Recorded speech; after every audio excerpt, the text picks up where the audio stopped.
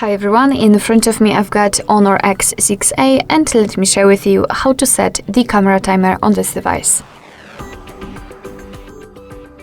So let's start with opening the camera app, and currently we are in the standard photo mode, so we can enter the settings which are in the right upper corner. Let's tap on them.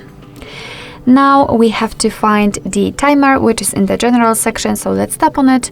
And as you can see, we've got 4 different options in total, and the off, 2, 5 and 10 seconds delay.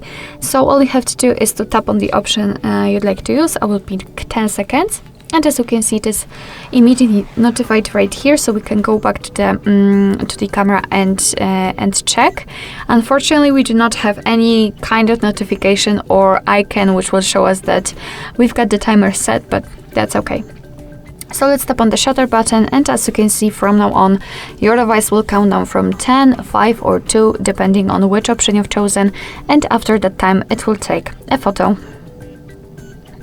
Okay, you can of course always turn it off just by tapping on the timer again and tapping on off. Let's go back, and from now on your device will take photos right after touching the shutter button.